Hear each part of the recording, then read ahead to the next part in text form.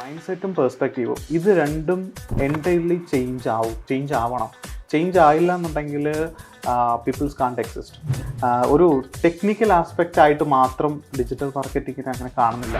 Welcome to unplanned stories. പേര് പോലെ തന്നെ ഒരു പ്ലാനുമില്ലാത്ത പോഡ്കാസ്റ്റുകളാണ്. ഇന്ന് നമുക്ക് സാജിദിനെ കിട്ടിയിട്ടുണ്ട്. നിങ്ങൾ തന്നെ എന്താ പറഞ്ഞു? Hi, thank you. എൻ്റെ പേര് അൽ സാജിദ് എന്നാണ്. ഞാൻ ആക്ച്വലി ദുബായിലാണ് കറൻ്റ്ലി വർക്ക് ചെയ്യുന്നത്. മുമ്പ് ഞാൻ നാട്ടിലായിരുന്നു, അറ്റ്സോമയിലായിരുന്നു ഞാൻ വർക്ക് ചെയ്തിട്ടുണ്ടായിരുന്നത്. അവിടുത്തെ ടീം ലീഡ് പൊസിഷനായിരുന്നു എനിക്കുണ്ടായിരുന്നത്. ഇപ്പോൾ ആക്ച്വലി ഇ കോമേഴ്സ് ഡിപ്പാർട്ട്മെൻറ്റാണ് ഞാൻ ഹെഡ് ചെയ്യുന്നത് ഇൻ ദുബായ്. അപ്പോൾ മെഡിക്കൽ ഇൻഡസ്ട്രിയാണ് വരുന്നത്. അപ്പം ഞങ്ങൾക്ക് ആക്ച്വലി അറൗണ്ട് ഒരു 10+ എംപ്ലോയീസ് ഉണ്ട് ഞങ്ങളുടെ ടീമിൽ തന്നെ. അപ്പോൾ അതിനകത്ത് SEO ആണ് ഞങ്ങൾ മെയിൻലി ഫോക്കസ് ചെയ്യുന്നത്. ഞങ്ങളുടെ ഒരു റവന്യൂ ജനറേറ്റിംഗ് എന്ന് പറയുന്നത് ത്രൂ ഗൂഗിൾ പ്ലാറ്റ്ഫോമാണ്. അപ്പോൾ അതിനകത്ത് ഫോക്കസ്ഡ് ആയിട്ടാണ് ഞങ്ങളുടെ ഹോൾ ടീം വർക്ക് ചെയ്യുന്നത്. നമുക്ക് സെപ്പറേറ്റ് ഒരു കണ്ടന്റ് ടീം തന്നെ ഉണ്ട്. കണ്ടന്റ് ഡെവലപ്പ് ചെയ്യാനും അതിനൊക്കെ തന്നെ ബ്ലോഗ്സ് ചെയ്യാനൊക്കെ ആയിട്ട് തന്നെ ഒരു സെപ്പറേറ്റ് ഒരു വിങ് തന്നെ ഉണ്ട്. ഓക്കെ, ഇപ്പോൾ ഇവിടെ ഇന്ത്യയിൽ വർക്ക് ചെയ്തിട്ട് GCCയിലോട്ട് പോയപ്പോഴുള്ള മേജർ ചേഞ്ചസ് എന്തൊക്കെയാണ്? ഒരു ചേഞ്ചസ് എന്ന് വെച്ച് കഴിഞ്ഞാൽ മെയിൻലി പറയുകയാണെന്നുണ്ടെങ്കിൽ ഒരുപാട് പറയാനായിട്ടില്ല. പക്ഷേ ഉള്ള ചേഞ്ചസ് എന്ന് വെച്ച് കഴിഞ്ഞാൽ വലിയ രീതിയിൽ ഒരാളെ ഇമ്പാക്റ്റ് ഉണ്ടാക്കുന്ന ചേഞ്ചസ് ആണ്. I am talking about the mind set, perspective of A people. Okay, അപ്പോൾ ഈ രണ്ട് കാര്യങ്ങൾ, മൈൻഡ് സെറ്റും പെർസ്പെക്റ്റീവും, ഇത് രണ്ടും എൻറ്റയർലി ചേഞ്ച് ആവണം. ചേഞ്ച് ആയില്ല എന്നുണ്ടെങ്കിൽ പീപ്പിൾസ് കാൺട്ട് എക്സിസ്റ്റ്. അതാണ് ഒരു മെയിൻ ഒരു കാര്യം എന്ന് പറയുന്നത് അവിടുത്തെ ഒരു ചേഞ്ചിന്റെ കാര്യത്തിൽ. അതെ, എല്ലാ രാജ്യത്തു നിന്നുള്ള ആൾക്കാർ അവിടെ ഉണ്ട്. എല്ലാ രാജ്യത്തും. ഇവിടെ കേരളത്തിൽ മലയാളികൾ മാത്രമേ ഉള്ളൂ. അതെ അതെ അതെ അതെ. മറ്റേതെന്ന് പറഞ്ഞാൽ ഗ്ലോബലി എല്ലാ കൺട്രീസിൽ നിന്നുള്ള അവരുടെ പേഴ്സണ ഡിഫറെന്റ് ആയിരിക്കാം, പർച്ചേസിങ് ബിഹേവിയർ ഡിഫറെന്റ് ആയിരിക്കാം. ആ ഒരു കാര്യമുണ്ട് അവിടെ. അതിനകത്ത് ഇപ്പം നമ്മളിപ്പോൾ ഇവിടെ ഫോർ എക്സാമ്പിൾ ആയിട്ട് പറയുന്നുണ്ടെങ്കിൽ രാജു എന്ന് പറയുന്ന ഒരു ബിഹേവിയർ എടുക്കുവാണെങ്കിൽ ഈ രാജു എന്ന് പറയുന്ന ഒരൊറ്റ ബിഹേവിയറിലായിരിക്കും നമ്മളെല്ലാം സെറ്റ് ചെയ്ത് പോവുക. പക്ഷേ ദുബായിൽ എടുക്കുമ്പം there will be Raju from India, there will be Raju from Ireland, there will be Raju from Philippines. അങ്ങനെ ഡിഫറെൻറ്റ് ഓഡിയൻസ് സെഗ്മെൻറ്റേഷൻ നമുക്ക് അവിടെ ചെയ്യേണ്ടതായിട്ടുണ്ട്. അങ്ങനെ ഒരു സംഭവം അവിടെ ഉണ്ട്. പിന്നെ വേറൊരു കാര്യം എന്താണെന്ന് വെച്ച് കഴിഞ്ഞാൽ ദുബായിൽ കൂടുതലും നമ്മൾ ഡിജിറ്റൽ മാർക്കറ്റിംഗ് ആണെങ്കിലും ഒരു ടെക്നിക്കൽ ആസ്പെക്റ്റ് ആയിട്ട് മാത്രം ഡിജിറ്റൽ മാർക്കറ്റിങ്ങിനെ അങ്ങനെ കാണുന്നില്ല. അതിനപ്പുറമായിട്ട് ആക്ച്വലി ഒരു എന്താ പറയുക, ഇതെന്ന് പറയുന്നത് ഒരു ക്രിയേറ്റീവ് ആയിട്ടുള്ള നമ്മൾ ബിസിനസ്സിന് റവന്യൂ ഡയറക്റ്റ്ലി ജനറേറ്റ് ചെയ്യുന്ന ഒരു പ്ലാറ്റ്ഫോം ആയിട്ടാണ് ആക്ച്വലി അവിടുത്തെ ഒരു ലാൻഡ്സ്കേപ്പിൽ ആക്ച്വലി ഡിജിറ്റൽ മാർക്കറ്റേഴ്സിനെ നോക്കി കാണുന്നത്. ചുരുക്കി പറഞ്ഞു കഴിഞ്ഞാൽ digital marketers are responsible for generating revenue, business, sales. ആ ഒരു പെർസ്പെക്റ്റീവ് അത് ഭയങ്കര ഇമ്പോർട്ടൻ്റ് ആണ്. ആ ഒരു പെർസ്പെക്റ്റീവിൽ ഇപ്പം നാട്ടിൽ നിന്ന് വരുന്ന പിള്ളേർ, ഇപ്പം ഫ്രഷേഴ്സ് ആയാലും അല്ലാന്നുണ്ടെങ്കിൽ 1 year 2 year എക്സ്പീരിയൻസ്ഡ് ആയിട്ട് വരുന്ന പിള്ളേരാണ് കൂടുതലുള്ളത്. അതിൽ കൂടുതൽ എക്സ്പീരിയൻസ്ഡ് ആയിട്ടുള്ള ആൾക്കാർ ദുബായിലോട്ടോ അല്ലെങ്കിൽ മറ്റു കൺട്രീസിലോട്ടോ വരുന്നത് കുറവാണ്. അങ്ങനെ കണ്ടിട്ടില്ല. അപ്പം ഇങ്ങനെ വരുന്ന ആൾക്കാരെന്ന് വെച്ച് കഴിഞ്ഞാൽ എൻ്റെ ഒരു സജഷൻ എന്താണെന്ന് വെച്ച് കഴിഞ്ഞാൽ they have to prepare for അതായത് നമുക്ക് ബിസിനസ്സിന് എന്ത് റവന്യൂ ജനറേറ്റ് ചെയ്യാൻ പറ്റും, എന്ത് പ്രോഫിറ്റ് നമുക്ക് ഉണ്ടാക്കി കൊടുക്കാൻ പറ്റും എന്നുള്ള ലെവലിലോട്ട് ആക്ച്വലി അവരെ കൊണ്ടുവരണം എന്നുള്ളതാണ്. ഒരു ഇൻ്റർവ്യൂവിന് പോകുന്ന സമയത്തായാലും അല്ലെങ്കിൽ ഒരു കമ്പനിയിൽ നമ്മൾ വർക്ക് ചെയ്യുമ്പോഴായാലും എബ്രോഡ് വർക്ക് ചെയ്യുമ്പോഴായാലും ഈ ഒരു കാര്യം നമുക്ക് പറയാൻ പറ്റണം ഏത് മൊമെൻറ്റിലായാലും. അത് ഭയങ്കര ഒരു ഇമ്പോർട്ടൻറ്റ് ഫാക്ടറാണ്. ഓക്കെ, അപ്പോൾ ഈ ദുബായിലേക്ക് വരാൻ നിൽക്കുന്ന ഈ സ്റ്റുഡൻസ് ഉണ്ടാവും ഡിജിറ്റൽ മാർക്കറ്റിംഗ് കഴിഞ്ഞിട്ട് മെയിനായിട്ട് അവരുടെ അടുത്ത് പറയാനുള്ളൊരു മെയിൻ കാര്യം എന്താണെന്ന് വെച്ച് കഴിഞ്ഞാൽ അവർ ഡയറക്റ്റ്ലി വരുന്നതിനെക്കാട്ടിയും അവർ നാട്ടിൽ നിൽക്കുന്ന സമയത്ത് തന്നെ മെയിൻലി എബ്രോഡ് ഇൻ്റർനാഷണൽ ക്ലയൻസിൻ്റെ വർക്ക് അവർ ചെയ്യണം. അത് ദുബായ് തന്നെ ആവണമെന്നില്ല. ഇപ്പം ഏത് ഇൻ്റർനാഷണൽ ക്ലയൻസിൻ്റെ വർക്കായാലും അത് മാക്സിമം ഒന്നെടുത്ത് ചെയ്യാൻ ശ്രമിക്കുക. അത് ചെയ്യുമ്പോൾ ഉള്ളൊരു ഗുണം എന്താണെന്ന് വെച്ച് കഴിഞ്ഞാൽ 2 ആസ്പെക്ട്സ് ഉണ്ട്. ഒന്നെന്ന് വെച്ച് കഴിഞ്ഞാൽ നമുക്ക് ആ ഒരു എക്സ്പീരിയൻസ് അവിടെ കിട്ടുവാണ്. അപ്പോൾ ആ ഒരു എക്സ്പീരിയൻസ് വെച്ചിട്ട് നമുക്കറിയാം അതെങ്ങനെയാണ് ആക്ച്വലി ആ ഒരു ലാൻഡ്സ്കേപ്പിൽ വർക്ക് ചെയ്യേണ്ടത് എന്നുള്ളൊരു നേച്ചർ അവിടെ കിട്ടും. രണ്ടാമത്തെ ഒരു കാര്യം എന്താണെന്ന് വെച്ച് കഴിഞ്ഞാൽ ഈ പറഞ്ഞ പോലെ തന്നെ എന്താ പറയുക, ഇപ്പം ഇൻ്റർവ്യൂവിന് പോകുന്ന സമയത്തായാലും അവർ ചോദിക്കും do you have international experiences or have you work with Dubai clients എന്നുള്ളൊരു ചോദ്യം. ആ ചോദ്യം നമുക്ക് ആക്ച്വലി അവിടെ മറികടക്കാൻ പറ്റും. പിന്നെ ചിലരവിടെ പറയും അത് നമ്മൾ നാട്ടിൽ ആണ് വർക്ക് ചെയ്തെങ്കിൽ പോലും അത് വോയിഡ് ആണ്, അത് വാലിഡ് അല്ല എന്നുള്ളൊരു ക്വസ്റ്റ്യൻ പറയും. അത് അങ്ങനെ ഒരു അതിനോട് ഞാൻ ഒരിക്കലും യോജിക്കുന്നില്ല. ഞാൻ ഇൻ്റർവ്യൂവിന് പോയ സമയത്തായാലും ആക്ച്വലി എൻ്റെ അടുത്ത് ചില കമ്പനീസ്, അതൊരു ചെറിയ കമ്പനീസ് മാത്രമാണ്, സ്മോൾ ഓർ മീഡിയം കമ്പനീസ് മാത്രമാണ് ആ ഒരു രീതിയിൽ സംസാരം പറയുക. അതായത് ഈ പറഞ്ഞ കണക്ക് നാട്ടിലെ എക്സ്പീരിയൻസ് നമ്മൾ കാൽക്കുലേറ്റ് ചെയ്യില്ല, യു ആർ ഫ്രഷർ ഹിയർ. ആ സമയത്ത് ഞാൻ പോയ സമയത്ത് എനിക്ക് 3 ഇയേഴ്സ് എക്സ്പീരിയൻസ് ഉണ്ട്. അപ്പോൾ ഈ 3 ഇയേഴ്സ് എക്സ്പീരിയൻസ് കാൽക്കുലേറ്റ് ചെയ്യത്തില്ലെന്നാണ് അവർ പറയുന്നത്. സീരിയസ്ലി മനസ്സിലാക്കേണ്ട ഒരു കാര്യം, ഫ്രഷേഴ്സ് ആയാലും അല്ലെങ്കിൽ 1-2 ഇയേഴ്സ് എക്സ്പീരിയൻസ്ഡ് ആയിട്ടുള്ള ആൾക്കാരായാലും അവരെല്ലാവരും മനസ്സിലാക്കേണ്ട ഒരു കാര്യം എന്താണെന്ന് വെച്ച് കഴിഞ്ഞാൽ, നിങ്ങൾ ചെയ്യുന്ന എക്സ്പീരിയൻസ്, നാട്ടിലായാലും നിങ്ങൾ വർക്ക് ചെയ്യുന്ന എക്സ്പീരിയൻസ് തന്നെയാണ്.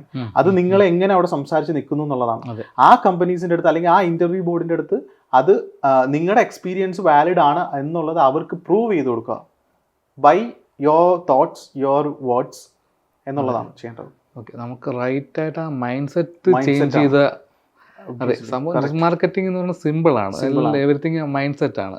ആ അൽഗോരിതം ഒന്ന് പഠിക്കുക, അതെ, അത്രേ ഉള്ളൂ. ബാക്കിയെല്ലാം ബിസിനസ് മൈൻഡ് സെറ്റിൽ ഒന്ന് തിങ്ക് ചെയ്താൽ നമുക്ക് ഈസിലി ഇംപ്ലിമെന്റ് ചെയ്യാൻ പോകുന്ന കാര്യം അത്രേ ഉള്ളൂ. ഇപ്പം നമ്മളിപ്പോൾ ഏതൊരു അക്കാഡമിയിൽ പഠിച്ചു കഴിഞ്ഞാലും ആ അക്കാഡമീസിൽ നിന്ന് നമ്മൾ പഠിക്കുന്നതെന്ന് പറയുന്നത്, അത് ഏത് അക്കാഡമി ആയിക്കോട്ടെ, ആ അക്കാഡമി നമ്മൾ പഠിക്കുന്നത് ബേസിക്സ് ആണ്. ആ ബേസിക്സിനപ്പുറം നമുക്ക് അക്കാഡമീസിൽ നിന്ന് അക്കാഡമിക്ക് ഒന്നും കൊടുക്കാൻ പറ്റില്ല. അതിനപ്പുറം എന്ന് പറയുന്നത് ആക്ച്വലി അവർ തന്നെ എക്സ്പീരിയൻസ് ഗെയിൻ ചെയ്ത് അവരുടെ തന്നെ തോട്ട്സിലും കാര്യങ്ങളും ഇമ്പ്രൂവ് ചെയ്ത് അവർ തന്നെ കൊണ്ടുവരേണ്ട കാര്യങ്ങളാണ്. അത് അവർ തന്നെ വിചാരിക്കണം. ആ പേഴ്സ്പെക്റ്റീവ് ചേഞ്ച് ചെയ്തെടുക്കുക എന്ന് പറയുന്നതാണ് മെയിൻ ഒരു കാര്യം എന്ന് പറയുന്നത്. ബിസിനസ് പെർസ്പെക്റ്റീവ്, ഒരു ഡിജിറ്റൽ മാർക്കറ്റ് എന്ന് പറയുമ്പോഴത്തേക്കും is doing business, is A business man, അങ്ങനെ വേണമെങ്കിൽ പറയാം.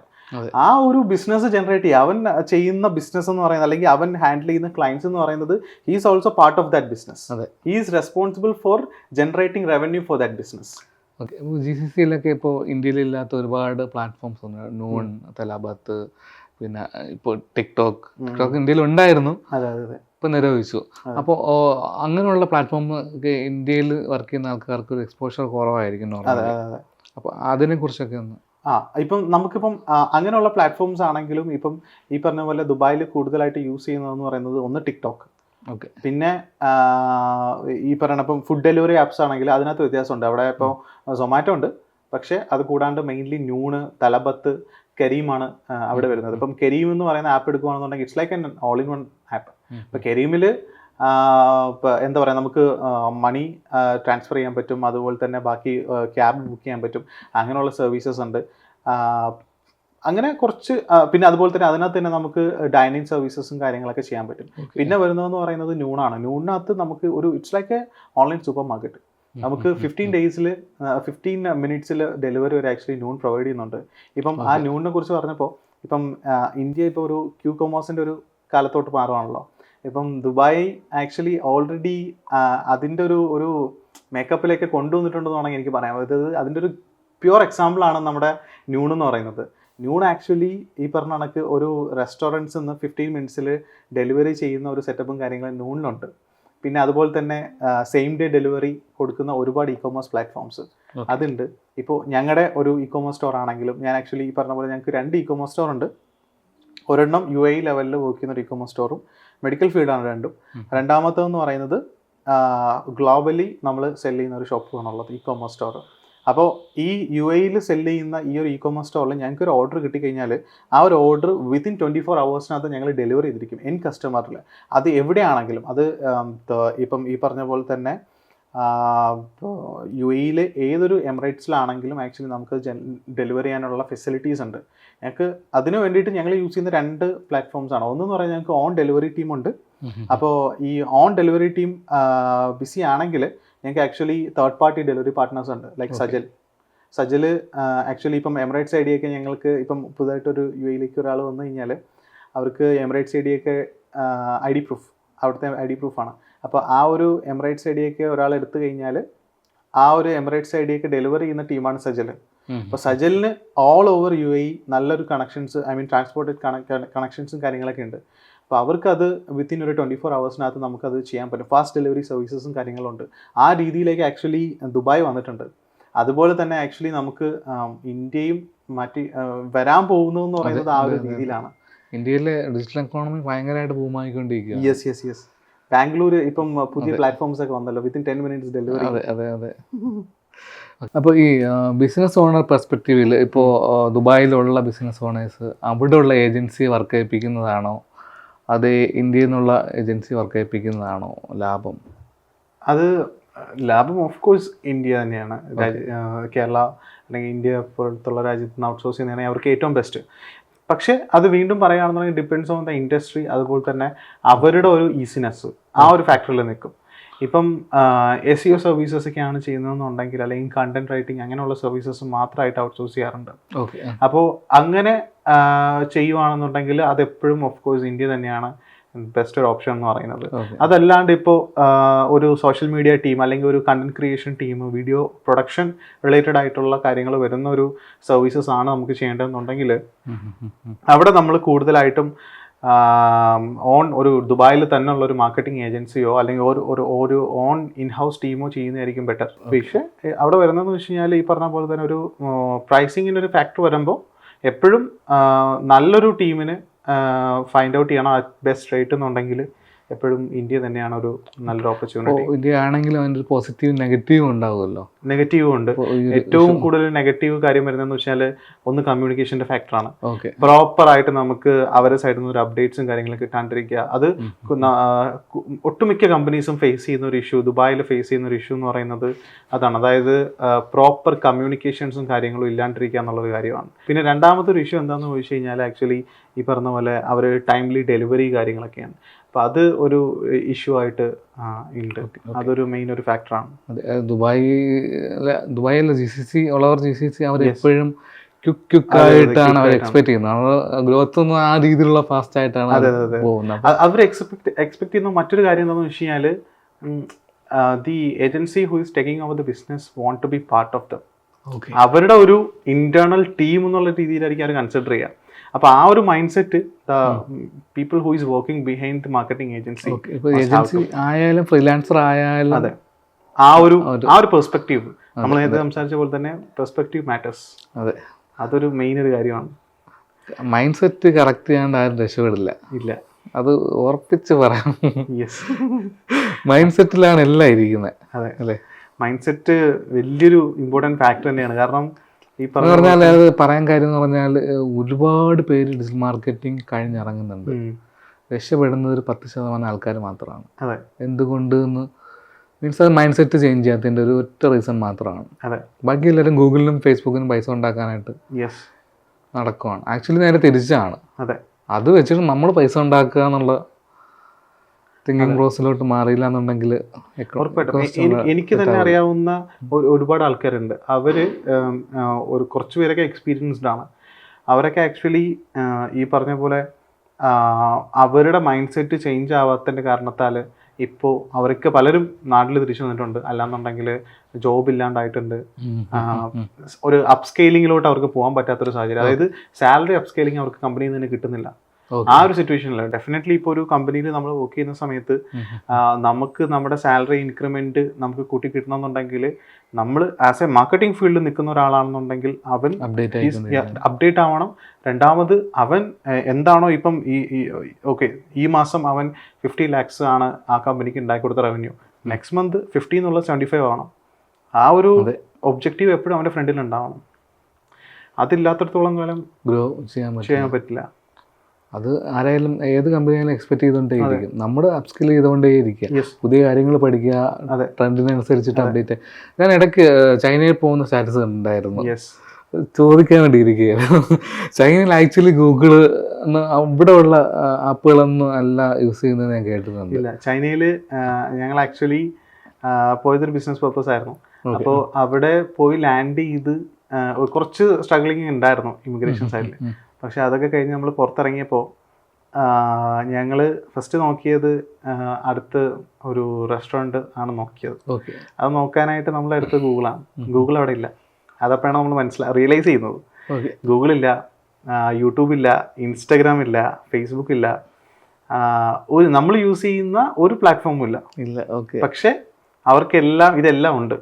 അവരുടേതായിട്ടുള്ള രീതിയിൽ അവരെല്ലാം ഡിസൈൻ ചെയ്തിട്ട് വിചാറ്റിനകത്ത് അവർ മിക്ക ആപ്പും എനിക്കാണെങ്കിൽ ഐ ക്യാൻ സേ ലൈക്ക് അതിനകത്ത് തന്നെ എല്ലാം ഉണ്ട്. അതെ, ആ ഒരു രീതിയിലാണ്. നമുക്കൊരു പേയ്മെൻറ്റ് ചെയ്യണമെങ്കിൽ പേയ്മെൻറ്റ് ചെയ്യാനുള്ള ഓപ്ഷൻ ഉണ്ട്. നമുക്കൊരു ഫുഡ് ഓർഡർ ചെയ്യണമെങ്കിൽ അതിൻ്റെ വിചാറ്റിലല്ല ഫുഡ് ഓർഡർ ചെയ്യുന്നത്, പക്ഷേ വിചാറ്റിൻ്റെ ഉള്ളിൽ ഡിഫറെൻറ്റ് ആപ്സ് ഉണ്ട്. ഇപ്പോൾ ഫുഡ് ഓർഡർ ചെയ്യാനായിട്ട് നമ്മൾ യൂസ് ചെയ്യുന്ന മെയ്ത്വാൻ എന്ന് പറയുന്ന പ്ലാറ്റ്ഫോമാണ്. മെയ്ത്വാനിൽ കയറി കഴിഞ്ഞാൽ നമുക്ക് ഫുഡ് ഓർഡർ ചെയ്യാൻ പറ്റും. വേണമെങ്കിൽ ഡൈനിങ് ഓപ്ഷൻ ഉണ്ടെങ്കിൽ ഡൈനിന് സെപ്പറേറ്റ് മെയ്ത്വാൻ്റെ പ്ലാറ്റ്ഫോം ഉണ്ട്, അത് നമുക്ക് ചെയ്യാൻ പറ്റും. പിന്നെ നമുക്ക് അവിടെ ഫോൺ പേക്കകത്തുള്ള പോലെ തന്നെ ഒരു ഫീച്ചറാണ്. പിന്നെ അതുപോലെ തന്നെ അവിടെ ഈ ഊബർ പോലെയുള്ള ഒരു സർവീസ് അവിടെ ഉണ്ട്. ഊബർ പോലെ ഒന്നും ഇല്ല, അതിന് പകരമായിട്ട് അവർ DD ആണ് യൂസ് ചെയ്യുന്നത്, ദീദി ഇ ഹെയിലിംഗ്. അപ്പോൾ അതും വളരെ അഡ്വാൻസ്ഡ് ആയിട്ടുള്ള ഒരു ആപ്പാണ്. ആ ആപ്പിനകത്ത് ആക്ച്വലി നമുക്ക് ഏത് വണ്ടി ചൂസ് ചെയ്യണം. ഇപ്പം റൈഡ് ചെയ്യുന്നതെന്ന് വെച്ച് കഴിഞ്ഞാൽ ഇപ്പോൾ ഫോർ എക്സാമ്പിൾ നമ്മൾ 4 പേരുണ്ട്, നമുക്കിപ്പോൾ ഒരു ലക്ഷറി വണ്ടിയാണ് വേണ്ടത്, ലൈക്ക് ബെൻസോ അങ്ങനെ ഏതെങ്കിലുമൊക്കെ നമുക്ക് ആ ഒരു ക്ലാസ് ഒരു ലെവലുണ്ടല്ലോ. ഇപ്പോൾ നമുക്ക് നോർമൽ രീതിയിൽ പോകാൻ പറ്റും, അതിനൊക്കെ തന്നെ ഒരു ലക്ഷറി ലെവലിൽ പോകാൻ പറ്റും, പ്രീമിയം രീതിയിൽ പോകാൻ പറ്റും, സെഡാൻ ചൂസ് ചെയ്യാൻ പറ്റും. ആ രീതിയിൽ നമുക്ക് ചൂസ് ചെയ്യാനുള്ള ഓപ്ഷൻ അവർ തന്നിട്ടുണ്ട്.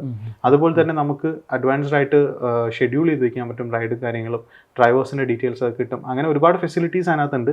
പിന്നെ വേറൊരു വലിയൊരു കാര്യം ഞങ്ങൾ ശ്രദ്ധിച്ചതെന്ന് വെച്ച് കഴിഞ്ഞാൽ ഈ DDയുടെ ഡ്രൈവേഴ്സ് യൂസ് ചെയ്യുന്ന ഒരു ആപ്പുണ്ട്. ഈ ആപ്പിനകത്ത് ആക്ച്വലി അവരുടെ മാപ്പ്, ആ മാപ്പ് എന്ന് വെച്ച് കഴിഞ്ഞാൽ വളരെ അഡ്വാൻസ്ഡ്.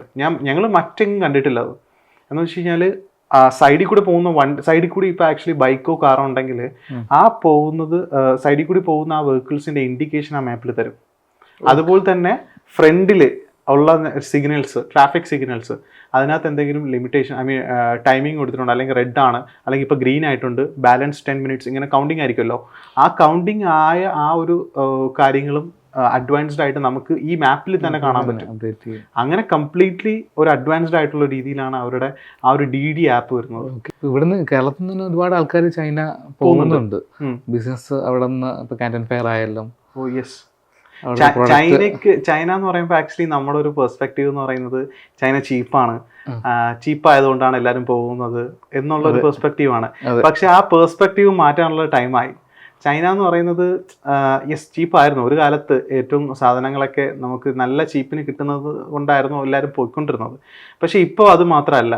ചൈനയിൽ അവിടുത്തെ ടെക്നോളജി ആയാലും അതല്ലെങ്കിൽ അവിടുത്തെ ഒരു സിസ്റ്റം, അവിടുത്തെ ഗവൺമെൻറ് ബിൽഡ് ചെയ്തിരിക്കുന്ന സിസ്റ്റമാണ് ആക്ച്വലി നമ്മൾ ഓരോ രാജ്യങ്ങളും പഠിക്കേണ്ടത്. ആ രീതിയിലാണ്. രാജ്യം മാത്രമല്ല, ഓർഗനൈസേഷൻസ് ആയാലും ആ രീതിയിൽ അവർ അതിനെ ബിൽഡ് ചെയ്തിട്ടേക്കുവാണ്. അതായത് ഗവൺമെൻറ് അതിനെ കംപ്ലീറ്റ്ലി റൂൾ ചെയ്യുന്നുണ്ട്. ഈവൻ ഇപ്പം ഒരു കമ്പനി എടുക്കുവാണെങ്കിൽ പോലും ആ കമ്പനിയിൽ ഇപ്പം ഫോർ എക്സാമ്പിൾ സാറിന് ഇപ്പോൾ ഒരു ഐഡിയ ഉണ്ട്, ആ ഐഡിയ ഉണ്ട്, പക്ഷേ സാറിൻ്റെ കയ്യിൽ ഫണ്ടില്ലാത്തൊരു സിറ്റുവേഷൻ ആണെന്നുണ്ടെങ്കിൽ ആ ഐഡിയ ഒരു ഐഡിയ ആണെന്നുണ്ടെങ്കിൽ ഡെഫിനറ്റ്ലി അത് ഗവൺമെൻറ് അത് കേൾക്കും. ഗവൺമെൻറ്റിൻ്റെ സൈഡിൽ അതിനൊരു സെപ്പറേറ്റ് വിങ് ഉണ്ട്. അവരത് കേട്ട് അതിനെക്കുറിച്ച് പഠിച്ചതിന് ശേഷം അത് അപ്രൂവ് ആയി കഴിഞ്ഞാൽ കംപ്ലീറ്റ് ഫണ്ട് ഇത് ആ ഒരു കമ്പനി നമുക്കവിടെ സെറ്റപ്പ് ചെയ്യാനും നടത്തിക്കൊണ്ടു പോകാനായിട്ടുള്ള കംപ്ലീറ്റ് ഫണ്ടും സപ്പോർട്ടും ഗവൺമെന്റിന്റെ സൈഡ് തരും നമുക്ക്. സ്റ്റേറ്റ് ഓൺഡ് കമ്പനിയാവും നമ്മൾ. രണ്ട് തരത്തിലുള്ള കമ്പനിയാണ് അവിടെ ഉള്ളത്. ഒന്ന് പ്രൈവറ്റ് കമ്പനിയും പിന്നെ സ്റ്റേറ്റ് ഓൺഡ് കമ്പനിയും. അപ്പം അങ്ങനെ സ്റ്റേറ്റ് ഓൺഡ് കമ്പനി ആയിക്കഴിഞ്ഞാൽ നമുക്ക് പ്രൊഡക്ഷനും ബാക്കി കൺട്രോളിങ് കാര്യങ്ങളൊക്കെ ഞങ്ങളുടെ കയ്യിൽ തന്നെ ആയിരിക്കും. അപ്പോൾ അതെല്ലാം പ്രൊഡ്യൂസ് ചെയ്തിട്ട് നമ്മൾ ഈ സാധനം വിൽക്കുക എന്ന് പറയുന്നത് ഗവൺമെന്റിനായിരിക്കും. അതും നമുക്ക് നമ്മുടെ പ്രോഫിറ്റ് എടുത്തിട്ട് നമുക്ക് വിൽക്കാം. ഫോർ എക്സാമ്പിൾ നമുക്കിപ്പം കോസ്റ്റ് വരുന്നതെന്ന് വെച്ച് കഴിഞ്ഞാൽ 10 രൂപയാണെങ്കിൽ ആഡ് ഓൺ ആയിട്ട് നമുക്ക് 10 രൂപ നമ്മുടെ പ്രോഫിറ്റും കേട്ടിട്ട് നമുക്ക് ഇത് ഗവൺമെന്റിന് വിൽക്കാം. ഗവൺമെന്റിന് സെപ്പറേറ്റ് മാർക്കറ്റിംഗ് ടീമുണ്ട്, ഒരു ഇന്റർനാഷണൽ മാർക്കറ്റിംഗ് ടീം. ഈ ഇന്റർനാഷണൽ മാർക്കറ്റിംഗ് ടീം ആക്ച്വലി സെല്ലേഴ്സിനെ കണ്ടുപിടിച്ച് ബയേഴ്സിനെ കണ്ടുപിടിച്ച് അവർ അത് സെയിൽ ചെയ്യും. അതാണ് ആക്ച്വലി അവിടെ സെറ്റപ്പ്. ഓക്കെ, ഇതിനിപ്പോൾ ഈ പേയ്മെൻറ്റിൻ്റെ കേസ് പറഞ്ഞില്ലായിരുന്നു. ആക്ച്വലി ഇപ്പോൾ ഇന്ത്യയാണ് ഗ്ലോബലി പേയ്മെൻറ്റ് UPI വെച്ചിട്ട് ഈസി ആയിട്ട് ഏറ്റവും ഗ്ലോബലി മുന്നിൽ നിൽക്കുന്നത്. പക്ഷേ അപ്പോൾ നമ്മൾ ഇ-കോമൊക്കെ ചെയ്യുമ്പോൾ GCCയിൽ ആ ഒരു ലിമിറ്റേഷൻ അഫക്റ്റ് ചെയ്യാറുണ്ടോ? നമ്മളിപ്പോൾ അവിടെ കാർഡ് പേയ്മെൻറ്റും ആപ്പിൾ പേ ഒക്കെ അല്ലേ ഉള്ളൂ, സ്റ്റിൽ UPI ഒക്കെ വരാൻ അവിടെ ഇപ്പൊ ഈ പറഞ്ഞ പോലെ തന്നെ UPI സിസ്റ്റംസ് ഒന്നും ഇല്ല. പക്ഷെ വരും എന്നുള്ള ന്യൂസ് ഇങ്ങനെ കേട്ടിട്ടുണ്ട്. ബട്ട് അവിടെ നമ്മളിപ്പോ കൂടുതലായിട്ട് യൂസ് ചെയ്യുന്നതെന്ന് വെച്ചാൽ എല്ലാവരും ആപ്പിൾ പേ അല്ലെങ്കിൽ സാംസങ് പേ യൂസ് ചെയ്യുന്നുണ്ട്. പിന്നെ വേറൊരു ഓപ്ഷൻ എന്ന് വെച്ചാൽ അവിടെ എല്ലായിടത്തും ടാപ്പ് ആൻഡ് പേ ഉണ്ട്. നമ്മുടെ ക്രെഡിറ്റ് കാർഡ്സിനായാലും ഡെബിറ്റ് കാർഡ്സിനായാലും ആ ഒരു ഫെസിലിറ്റീസ് ഉണ്ട്. പക്ഷെ ഇവിടെ അങ്ങനെ അത് കണ്ടില്ല നാട്ടില്. ടാപ്പ് ആൻഡ് പേ ഇവിടെ കുറവാണ്. ഇവിടെ ബാക്കിയെല്ലാം സ്കാൻ. യെസ്, ആ ഒരു ഈസിനെസ് എല്ലാവരും അവിടെ അതാണ് പ്രിഫർ ചെയ്യുന്നത്. കസ്റ്റമേഴ്സ് ആയാലും കൂടുതലായിട്ട് കണ്ടേക്കുന്നത് ഇപ്പം ഒരു ഷോപ്പിൽ പോയാലും അവർ കൂടുതലായിട്ട് പേ ചെയ്യാന്ന് പറയുന്നത് ഒന്നെങ്കിൽ ആപ്പിൾ പേ, അല്ലാന്നുണ്ടെങ്കിൽ ടാപ്പ് ആൻഡ് പേ ആയിരിക്കും ചൂസ് ചെയ്യാം. ആ രീതിയിലായിരിക്കും അവരുടെ ഒരു രീതിയിൽ.